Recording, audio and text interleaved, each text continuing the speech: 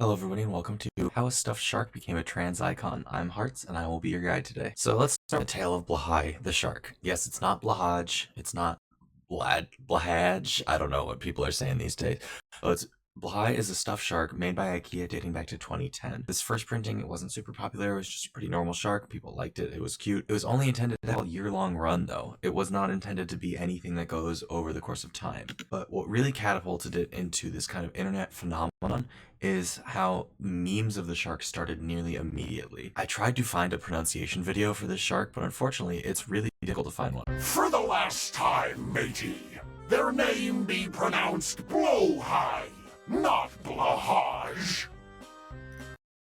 Yeah, as you can see, pirates have the best pronunciation of Blowhigh that you've ever seen before. I tried to find normal videos of pronunciations, but they don't exist, surprisingly enough. Originally, the memes of the shark were just kind of absurdism, putting them in weird humanistic scenarios to kind of portray this kind of classic Tumblr humor.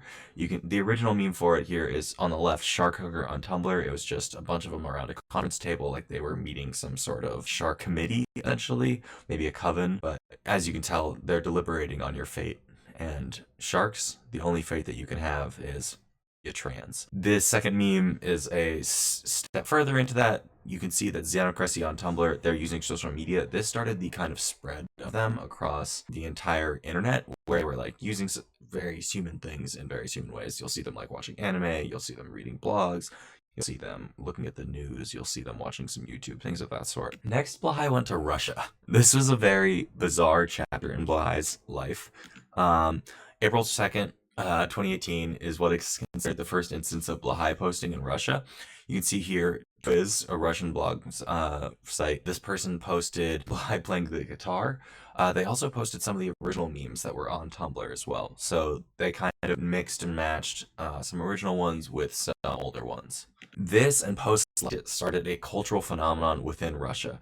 This Russian scalper, as you can see, was bogarting entire stocks of Blahaj's.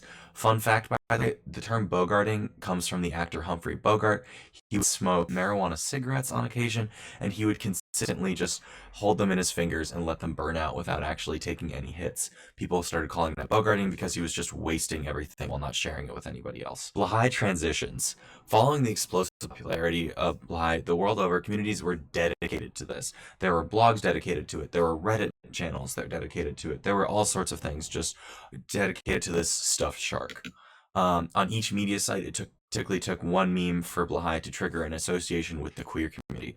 You can see at the top here, Ariel One A Day on Tumblr started this meme of Blahaj kissing, and almost immediately was associated with the queer community.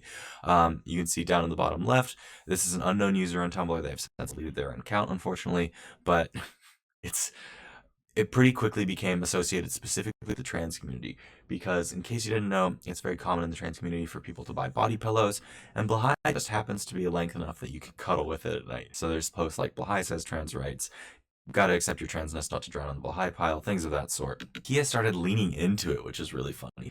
In the build-up to the 2021 Swiss referendum on same-sex marriage, IKEA's released these ads. You can see that IKEA released an ad with Blahaj and this other polar bear, who I unfortunately do not know the name of, cuddling, as well as they released ads like this one on the right in Russia, which is very controversial at the time, of two men interacting and showing love with each other. These ads often were played in the same media campaign.